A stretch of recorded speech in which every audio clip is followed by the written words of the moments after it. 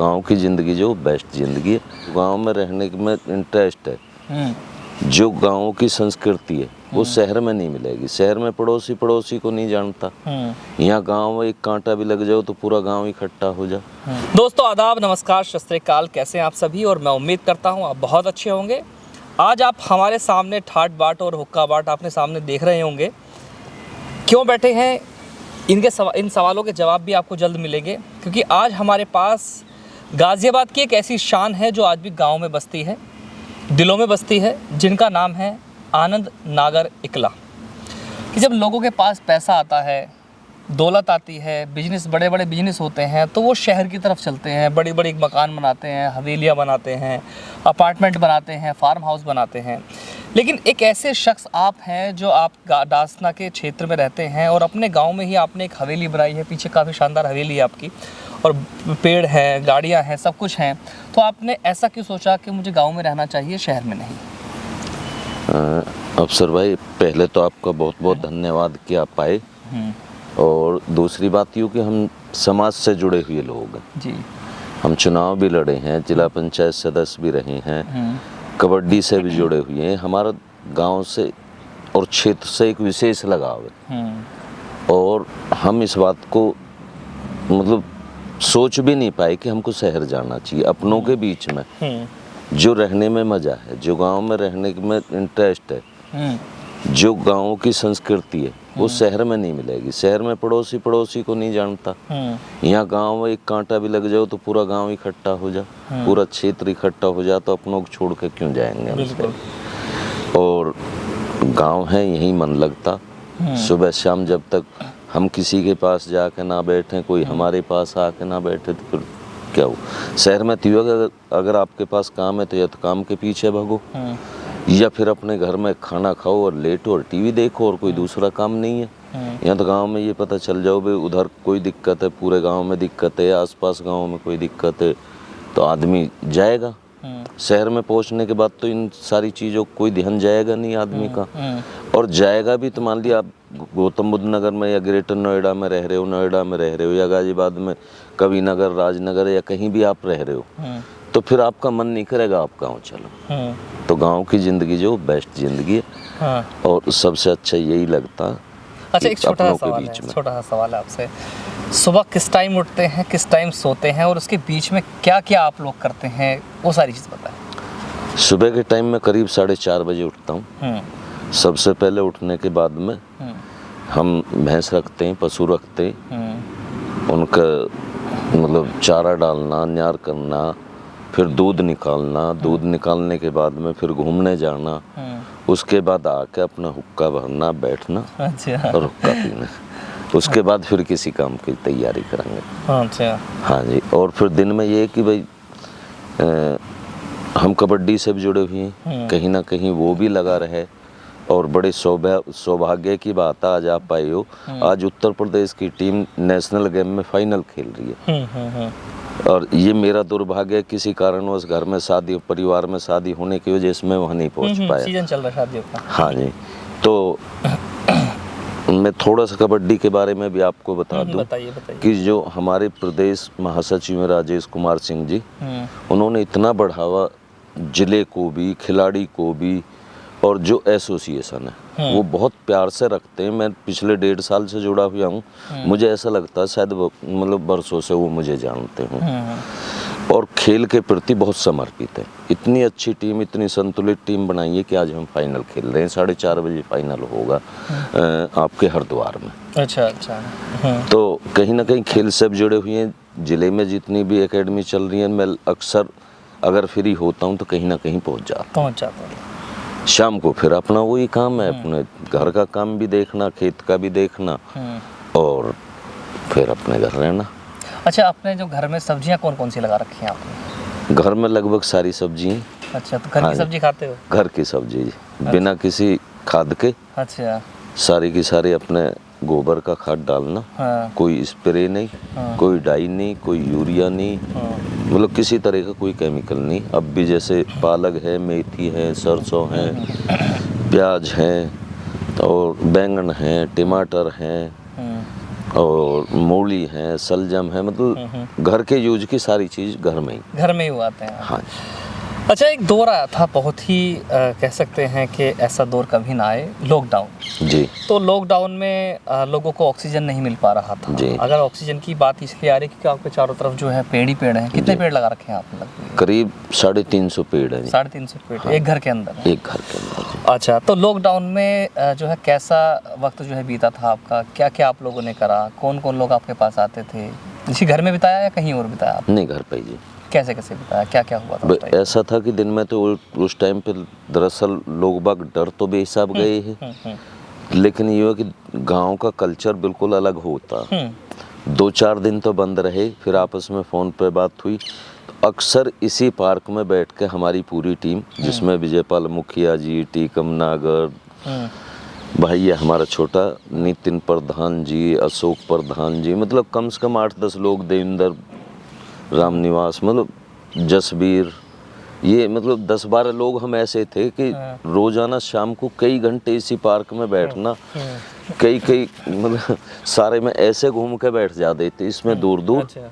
और अपने बात करे 2-2.5 घंटे शाम को देर रात तक हम बैठे रहे। तो उस टाइम पे हुक्का तो वैसे बंद कर दिया, क्यों, हर आदमी डरा हुआ यहाँ। और सुबह के टाइम मतलब हम जो परिवार के बच्चे हैं, भतीजे हैं, बेटा है, और जो हमारे परिवार के और भी बच्चे हैं जो पड़ोस से और भी हैं, तो पूरा यहीं बराबर में इसमें पार्क था पहले, इसमें क्रिकेट की पिच बना रखी, पूरे दिन क्रिकेट खेले करे, यहीं खाना खाना, नहाना, और शाम को अपने बैठे। गर्मियों में यहीं चलते। हाँ बिल्कुल सादा, क्यों उस टाइम पे वैसा तो सब बंद ही था, लेकिन हमारा थोड़ा सा ये है कि हम सब्जी वगैरह शुरू से ही घर की बोरे और घर का ही खाने का वो पसंद करते हैं।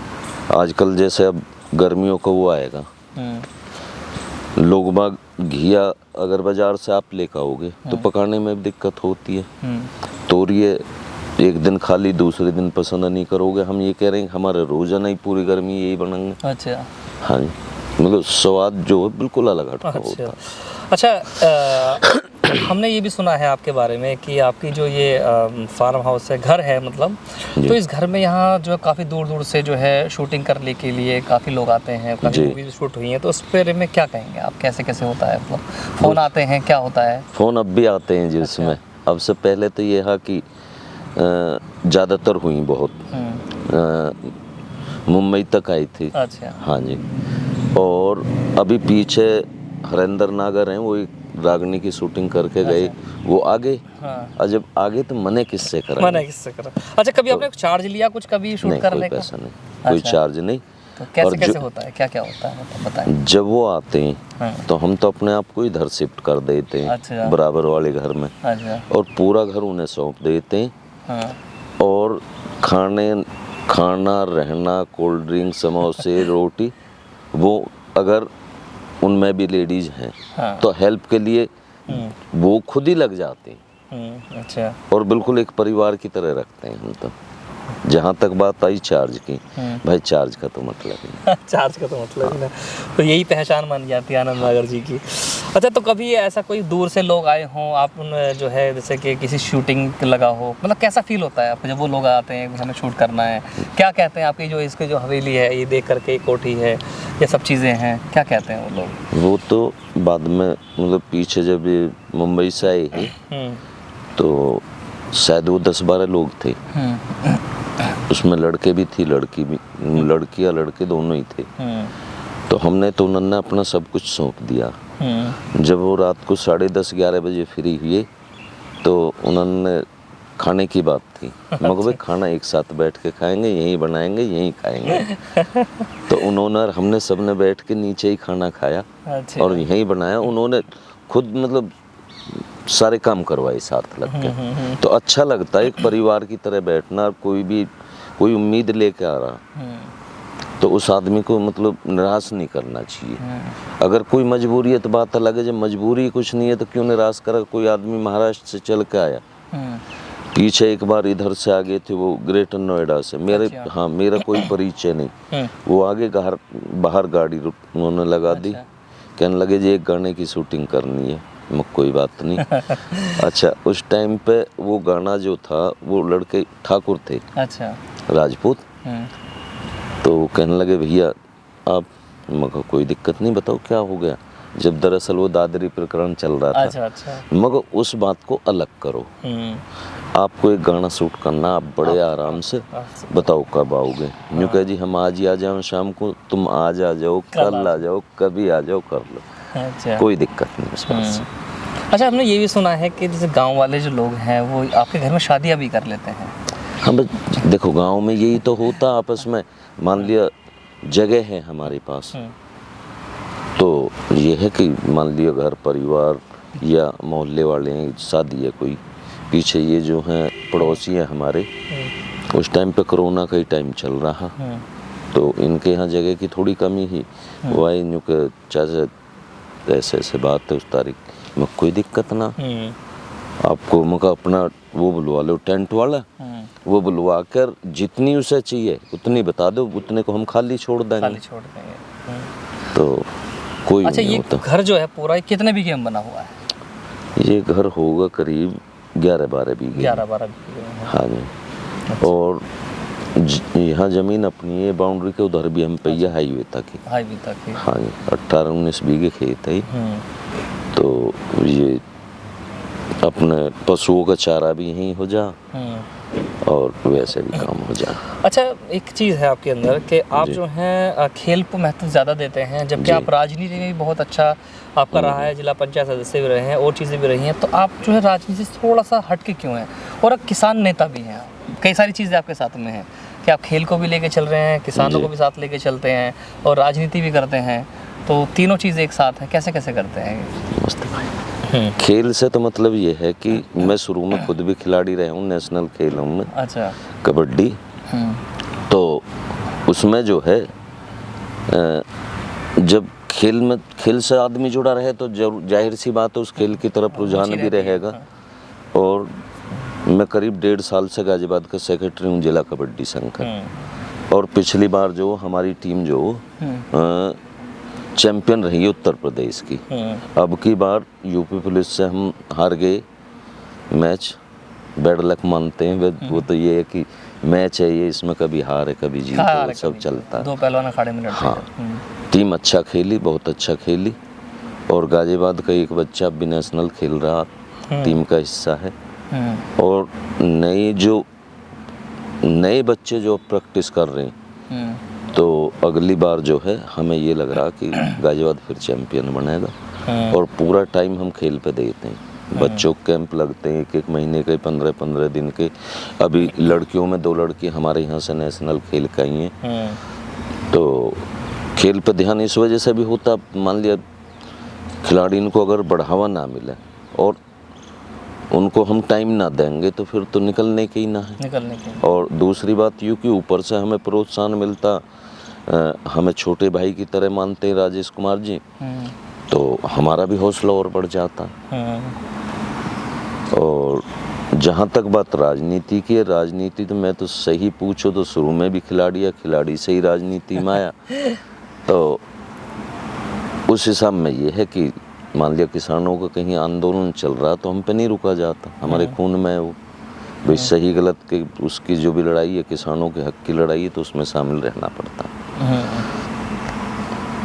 और राजनीति है, राजनीति में चुनाव लड़े, जहाँ चुनाव लड़े जीते, जिला पंचायत का चुनाव लड़े हम जीते, कोई प्रत्याशी ऐसा नहीं जिसके घर मैंने खाना ना खाया हो, जिसके घर मैंने चाय ना पी हो।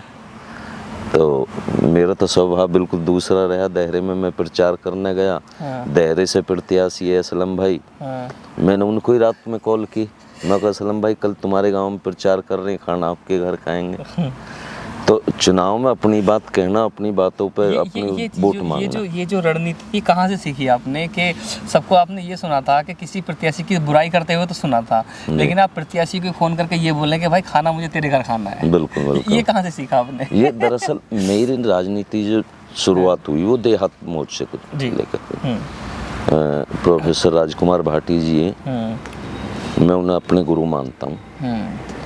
वो देहात मोर्चे में जब हम जुड़े तो उन्होंने हमें सिखाया कि राजनीति का मतलब ये नहीं है आप किसी से दुश्मनी करें, मुद्दों को लेकर राजनीति करें, अपनी बात को लेकर राजनीति करें।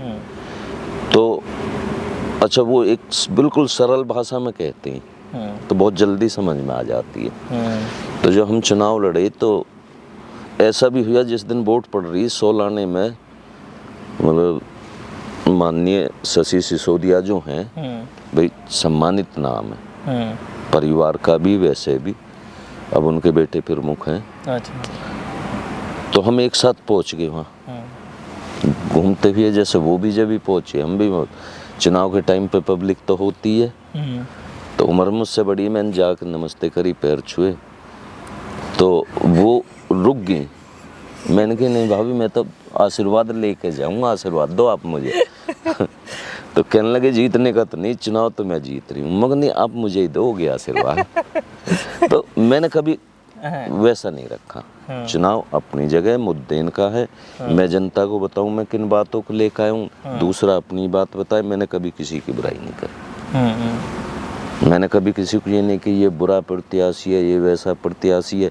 मैं तो सबसे जनता के बीच में एक ही बात कह के आया कि मैं ये करना चाहता हूँ, जो दूसरे हैं उनसे पूछो वो क्या करना चाहते हैं, जो बेटर लगे उसको वोट देना। अच्छा, एक सवाल और करते हैं आपसे। जैसे आपके यहाँ नज़दीक 1 किलोमीटर पड़ता है दासना जी, और जबकि ऐसा सवाल नहीं करना चाहिए लेकिन करना इसलिए पड़ रहा है क्योंकि आपको ना मुसलमानों का प्यार बहुत मिलता है। इस बारे में क्या कहोगे, कैसे मिलता है? मतलब देखो, हम घर से निकले, हमने 9th क्लास से डांसने पढ़ना शुरू करा। उस टाइम पे ज़्यादातर क्या था, हर बच्चे पे साइकिल भी नहीं होती थी। तो जो हम जाए करे तो डांसने में से पैदल ही तो जाए करे, पूरा डांसना क्रॉस करके। जब कभी किसी ने हमारी तरफ देखा ही नहीं, उन छोटी छोटी गली में कर हम जाए करे छोटे छोटे, और हमें इतना प्यार मिले कर आज इसको कोई लिमिट नहीं, तो उस प्यार को आज हम कैसे भूल जाएंगे।